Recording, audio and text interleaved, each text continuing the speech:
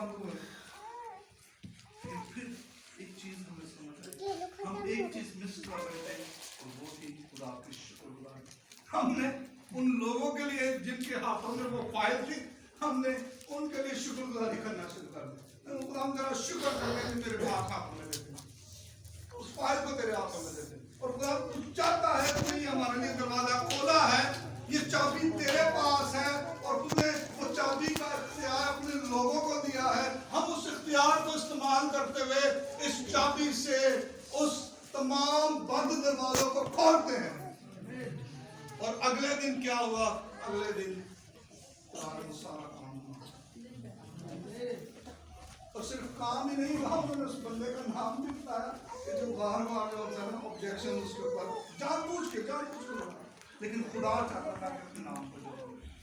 बहुत सारे वाकयात हैं आपकी जिंदगी में, मेरी जिंदगी में बहुत सारे ऐसे वाकयात हैं। शुक्रगुजारी क्या करती है? शुक्रगुजारी आपको आगे बढ़ने में मदद करती है। जब आप शुक्रगुजारी करते हैं तो शुक्रगुजारी क्या करती है? शुक्रगुजारी आपके लिए वो चीजें लेकर आती है जिनके लिए आप मेहनत कर रहे हैं।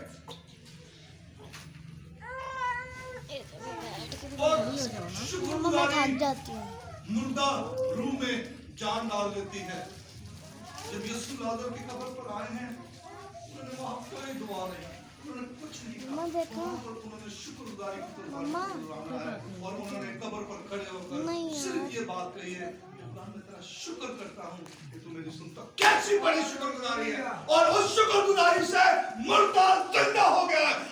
आज शुक्रगुजारी करें और अपने रुके काम जो बंद हो चुके हैं, हमारी बरकतें जो रुक चुकी हैं, जो ना हमवार हो चुके हैं हमारे रास्ते, शुक्रगुजारी के वसीला से उन रास्तों को हमवार करना शुरू कीजिए। अपनी रुकी बरकतों को शुक्रगुजारी के वसीला से खुदा उनसे जारी आसमान आपके लिए खुल जाएगा। लिखा आसमान जो मेरा अच्छा खुदा है वो मैं तेरे लिए खोल दूंगा।